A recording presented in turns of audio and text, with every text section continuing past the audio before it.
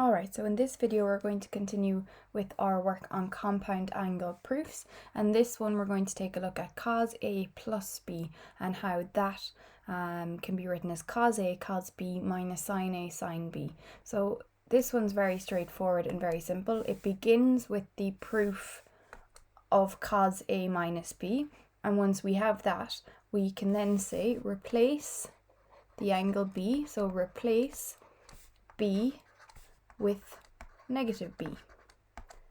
So what does that do for us here? So in the first instance, if I replace B with negative B, what I'm going to have is cos of, and then instead of A minus B, I'm going to have A minus minus B, because we're replacing B with minus B. Minus minus gives me plus. So I've got A plus B. That's going to be equal to then cos of A multiplied by cos of negative B. So that's what I have, plus sine of A multiplied by sine of negative B. Now, if you look at page 13 of the log tables, you will see that if you have cos of a negative angle, that is the same thing as having cos of the angle.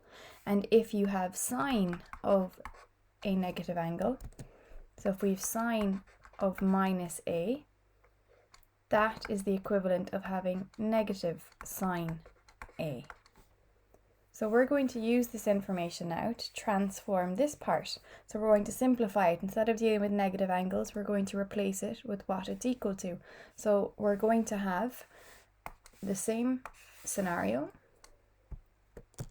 So I'm going to copy and paste. But now we know that cos of minus B, that would be the same thing as having cos of B. And sine of negative B, that would be the same thing as having minus. So that becomes a minus here, so minus sine of B. And that is our proof for cos A plus B finished.